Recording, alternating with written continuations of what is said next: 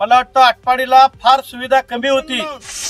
आटपाडी तुमच्या स्वप्नातली आणि माझ्या मनात सगळ्या व्यापाऱ्यांनी एकत्र देऊन म्हणजे भविष्यात 40 वर्ष त्या रस्त्या आटपाडीचा बायपास जो मोठा आहे 20 कोटी रुपये एका ॲट ए टाइम, जेवढं रुंदीकरण जिथं गावल तेवढं रुंदीकरण, चालत जाता यावं, चालत जाणाऱ्यानं मध्ये रस्त्यावर येऊ नये, सौर ऊर्जेचा त्यामध्ये 84 कोटी मध्ये प्लॅन आणि मोटर लावून पूर्वी पाणीवर चढवावं लागत होतं.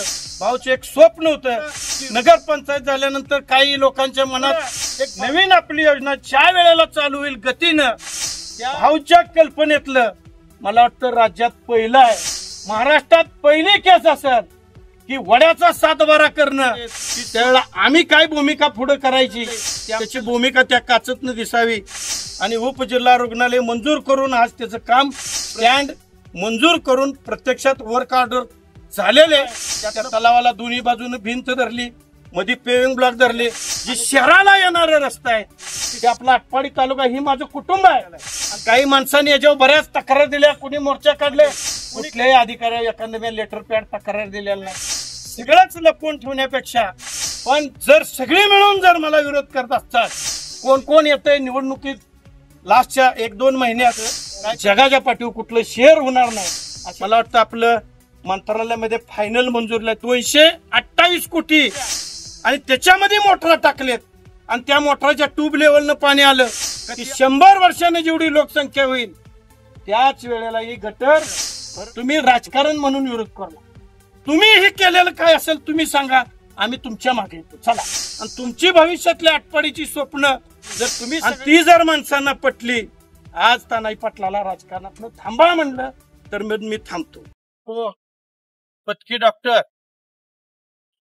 आपल्या एसटी डेपोचे डेपो मॅनेजर देशमुख साहेब, सगळ्यांची नावं घेण्यापेक्षा उपस्थित असलेले सर्व आटपाडीतील व्यापारी मंडळी, कार्यकर्ते आणि बंधूंनो, मला वाटतं महाराष्ट्रामध्ये आटपाडीचा बघण्याचा दृष्टिकोन आटपाडीकडे वेगळा होता. पण एक आटपाडी शहर हे आपल्याला महाराष्ट्राच्या नकाशावरती पहिल्या 10 तालुक्यात आणण्याच्या दृष्टीनं स्वर्गीय अनिल भाऊ असतील, भया असतील, यांच्या माध्यमातून आपण सातत्याने प्रयत्न करत आहे. मला वाटतं आटपाडीला फार सुविधा कमी होती आणि ती सुविधा देण्याच्या दृष्टीनं आणि आटपाडीत बदल होण्याच्या दृष्टीनं मला वाटतं जेवढं मन लावून आटपाडी तुमच्या स्वप्नातली आणि माझ्या मनातली बनवण्याच्या दृष्टीनं मला वाटतं अहोरात्र आपण प्रयत्न करत आहे. त्यामधील प्रामुख्यानं आटपाडी पेठ बंद पडत आलेली होती, पण त्या आटपाडी पेठेला गती देण्याच्या दृष्टीनं सगळ्या व्यापाऱ्यांनी एकत्र देऊन सूचना केली की आम्ही कधीही बाबा कुठली पायरी निघली, कुणाचा एखादा साईडचा वरुंबा निघला हे आम्ही काही बघणार नाही. फक्त तुम्ही पेठेचं एक डिझाईन करा आणि चांगल्या पद्धतीचा रस्ता करा. तो आपण रस्ता धरला, त्याच्या साईडला गटर धरली, त्याच्या साईडला 8 इंची खाली पाईप धरली आणि कनेक्शन घ्यायला त्याच्यावरती दोन्ही साईडला 4-4 इंची पाईप धरली.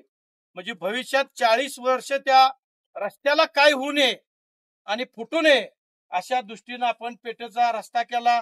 त्याच्या उद्घाटनानिमित्त भाव आले होते, त्यावेळेला गावातल्या सगळ्या लोकांनी सूचना केली की आटपाडीचा बायपास जो मोठा आहे तो वेगळ्या पद्धतीचा करा की आटपाडी शहर असल्यासारखं काहीतरी वाटलं पाहिजे. मला वाटतं त्याच्या 8 ते 10 दिवसामध्ये भावने 20 कोटी रुपये एका ॲट ए टाइम त्या रस्त्याला मंजुरी दिली. मला वाटतं त्याचा आपण डिझाईन एक वेगळ्या पद्धतीने केलेला आहे. त्याचंही रस्ता जेवढं रुंदीकरण जिथं गावल तेवढं रुंदीकरण, त्याच्या बाहेर ती गटर 5 फुटी गटर आणि गटरच्या बाहेर पिण्याच्या पाण्याची पाईपलाईन आणि त्याच्यावरती कनेक्शनची पाईपलाईन आणि त्या गटर आणि साईडच्या पाईपलाईन वरती पेविंग ब्लॉक, जेणेकरून साई मंदिर पासून ते बाजार पटंगणापासून ते पोलीस स्टेशन पर्यंत त्या पेविंग ब्लॉक वरनं चालत जाता यावं, चालत जाणाऱ्यानं मध्ये रस्त्यावर येऊ नये याच्यासाठी त्याचं वेगळं डिझाईन, स्ट्रीट लाईट वेगळी, त्या रस्त्याला झाडं वेगळी, अशा चांगल्या पद्धतीचा मला वाटतं त्या रस्त्याचं डिझाईन केलेलं आहे. त्यातील 50 ते 60% काम झालेलं आहे. उर्वरित काम येत्या काही दिवसामध्ये त्या रस्त्याचे बे आपल्याला झालेलं दिसत. आटपाडी शहर होतं, पण शहरात पिण्याच्या पाण्याची मोठी अडचण होती. मला वाटतं भावच्या पाठीमागे लागून तब्बल 84 कोटीची पिण्याच्या पाण्याची पाईपलाईन, टाक्या, फिल्टरेशन आणि सगळ्यात महत्वाचं सौर ऊर्जेचा त्यामध्ये 84 कोटीमध्ये प्लॅन. आणि जिथं आपण पाईपलाईन टाकतोय, एखादा रस्ता फुटला तर त्या रस्त्यासाठी पण त्यातलं 84 कोटी मधलं 18 कोटी कॉन्क्रीटकरण रस्ते करण्यासाठी त्या 84 कोटीमध्ये तरतूद केलेलं आहे. मला वाटतं आता पिण्याचं पाणी आटपाडीला 7 दिवसात येत होतं, पण आता आपण 3ऱ्या दिवशी पिण्याचं पाणी देतोय. तुम्हाला पेटेतली पाईपलाईन टाकल्यानंतर मोटर लावून पूर्वी पाणी वर चढवावं लागत होतं. आता मोटर लावायची गरज नाही, डायरेक्ट पाणी आपल्या 3ऱ्या मजल्यापर्यंत पाणी जाऊ शकते आटपाडीचं. फक्त यामधलं 30% फक्त काम झालेलं आहे. भाऊचं एक स्वप्न होतं की रोज पाणी आटपाडीला पिण्याला मिळालं पाहिजे. नळाला चावी फिरवली का पाणी त्या कुटुंबाला मिळालं पाहिजे. अशा पद्धतीचं 84 कोटीमध्ये नियोजन केलेलं आहे. त्यामध्ये सगळ्यात मोठा प्रॉब्लेम कशाचा, नगरपंचायत झाल्यानंतर काही लोकांच्या मनात एक भावना झाली होती की बाबा नगरपंचायत झाली की टॅक्स वाढतो, घरपट्टी वाढती, पाणीपट्टी वाढती. त्याकरता एका वर्षाला आपल्या ग्रामपंचायत पिण्याच्या पाण्याचं लाईट बिल भरायला 5 ते 5.5 कोटी एका वर्षाला खर्च येत होता. पण त्या सौर ऊर्जेचं पॅनल त्या 84 कोटीच्या पाईपलाईन मध्ये तलावावरती धरलं. त्याचा लोड जरी 150 HP असला तर 200 HP दाखवून तिथं सौर ऊर्जेचं पॅनल त्या 84 कोटीमध्येच मंजूर केलेलं आहे. त्यामधलं 50 HP हे आपल्या नगरपंचायतचं लाईट बिल भरण्याचं ती त्यात तरतूद केलेले आहे. म्हणजे इथून पुढं नवीन आपली योजना ज्या वेळेला चालू होईल गतीनं, त्या वेळेला मला वाटतं एकही लाईट बिल आपल्याला नगरपंचायतला भरावं लागणार नाही, जेणेकरून सौर ऊर्जेवर आपलं सगळं पिण्याचं आणि नगरपालिकेचं सगळं लाईट बिल भागणार आहे.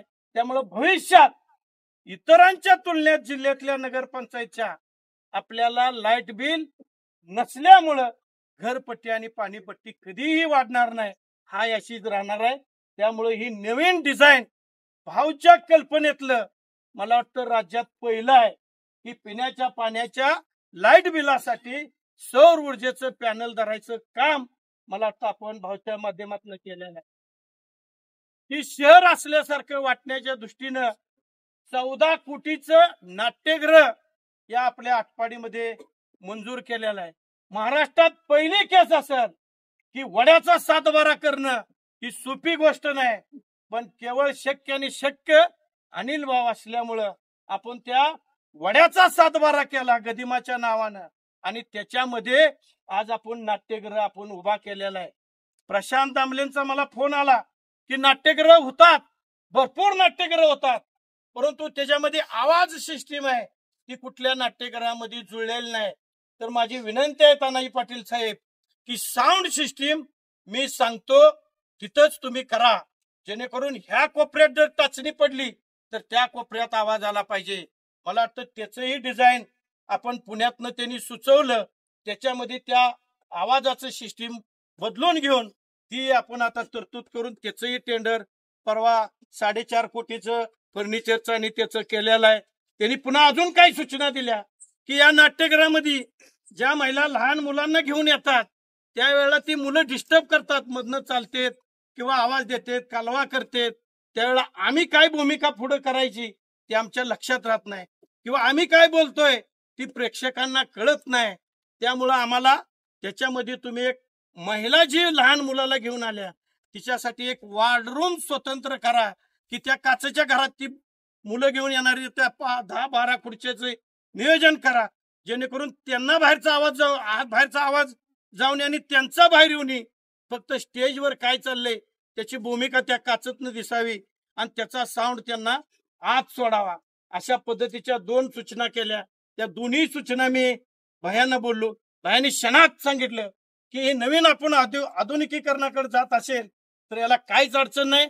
एका क्षणात त्यांनी हेच म्हणून मला वाटतं त्या डिझाईन मध्ये बदल केला आणि आपण ते आधुनिक पद्धतीचं नाट्यगृह आपल्या आटपाडीमध्ये आज शेवटच्या स्टेप मध्ये आपण उभा करतोय। आपल्यातल्या गोरगरीब लोकांना दवाखान्यासाठी जी खाजगी दवाखाना आहेत, परंतु ग्रामीण रुग्णालयाची सेवा घ्यायला आपल्यातल्या सामान्य माणसाला 100 किलोमीटरवर सांगलीला जावं लागत होतं। भावनी आटपाडीमध्ये उपजिल्हा रुग्णालय तयार केलं आणि उपजिल्हा रुग्णालय मंजूर करून आज त्याचं काम प्रत्यक्षात झालं आणि गेल्या मला वाटतं एक 15-20 दिवसापूर्वी त्याची फर्निचरची वर्क ऑर्डर झालेली आहे। येत्या काही दिवसामध्ये ते उपजिल्हा रुग्णालय आपल्या इथं चालू होणार आहे, जेणेकरून गोरगरिबांना जी मोठ्या ऑपरेशनसाठी सांगलीला जावं लागत होतं ती इथल्या इथं आपली ऑपरेशन हे आपल्या आटपाडीमध्ये होणार आहे आणि जवळच्या 4-5 तालुक्यातल्या लोकांना त्याचा फायदा होणार आहे। मग ही सगळ्या गोष्टी करत असताना आपले ऑफिस चांगली पाहिजेत।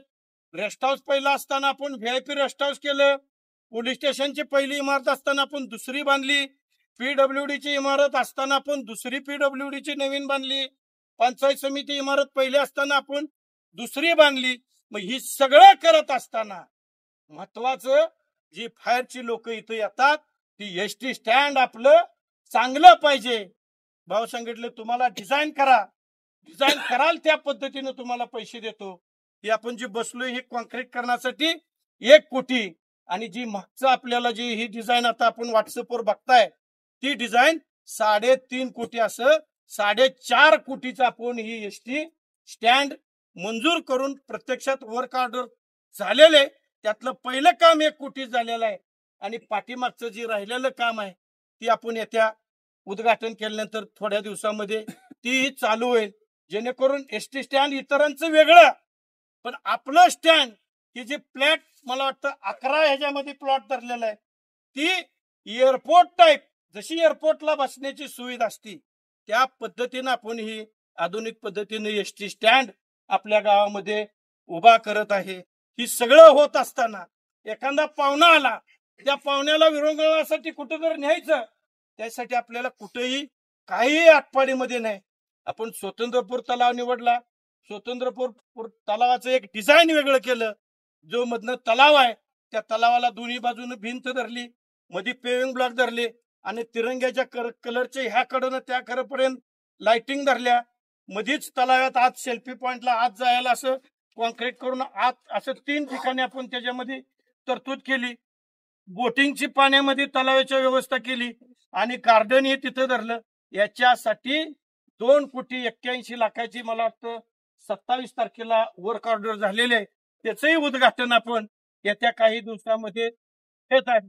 हे सगळं करत असताना आपण नगरपंचायत ग्रामपंचायत नंतर नगरपंचायत केली आणि नगरपंचायत करत असताना नगरपंचायतकडे जे येणारं 4ही बाजूचं रस्ता आहे ती रुंदीकरण करण्याचं काम केलं। आटपाडी कवटुळे असू द्या, आटपाडी माडगुळे असू द्या, आटपाडी भिवघाट असू द्या, आटपाडी षटपळ असू द्या, आटपाडी दिगंज असू द्या, आटपाडी निंबवडे असू द्या, आटपाडी मुडेवाडे असू द्या, जी शहराला येणारा रस्ता आहे ती सगळं मोठं करायचं काम आपण ती पूर्ण अगोदरच करून घेतलेलं आहे।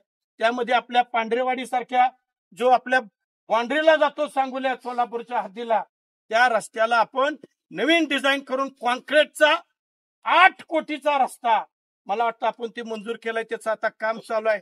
प्रत्यक्षात 50% काम झाले, येत्या काही दिवसामध्ये त्या रस्त्याचंही काम आपलं पूर्ण होईल।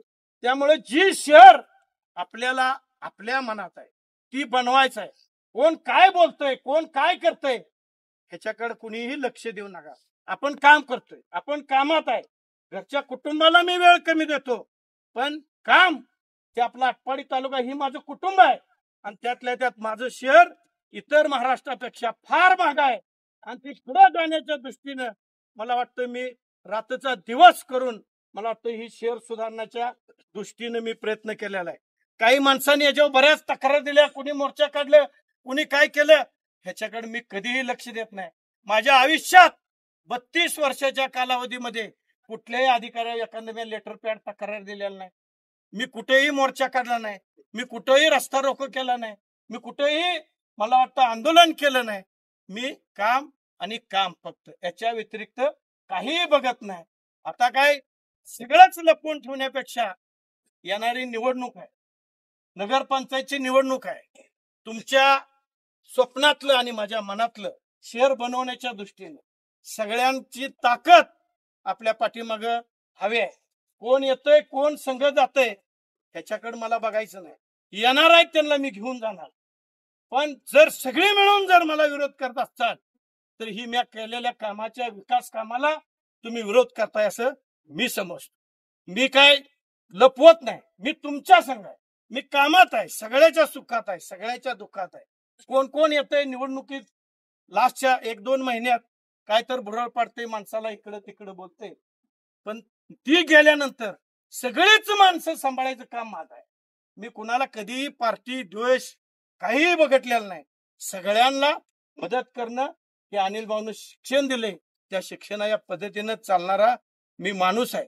मी जी ही कामं सांगितली ती कामं आपण इतर मतदाराला सांगून त्या निवडणुकीमध्ये मतदान मागायचं. पुढचं भविष्याचं विजन त्यामध्ये अजून काही जी करणार आहे त्यातलं जे काही मुद्दा आहे ती तुम्हाला सांगितलं तर तुम्ही म्हणणार आपल्या शहरासारखं जगाच्या पाठीवर कुठलं शहर होणार नाही, अशा पद्धतीचं आपण शहर बनवतो.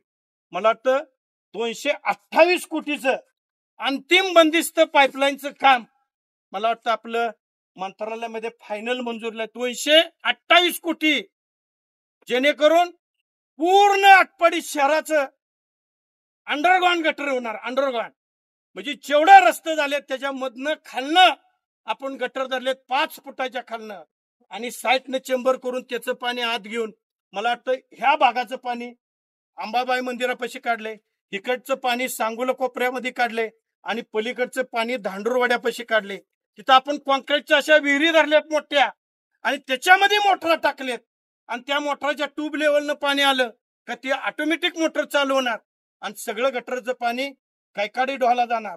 आणि तिथं आपण फिल्टरेशन मोठा टँक केलाय, त्यात पाणी फिल्टर करून शेतीला आपण त्या बंधाऱ्यात पाणी सोडणार आहे, आणि तिथून तो शेतकरी तिथनं पाणी ज्याच्या त्याच्या सोयीनं नेणार आहे.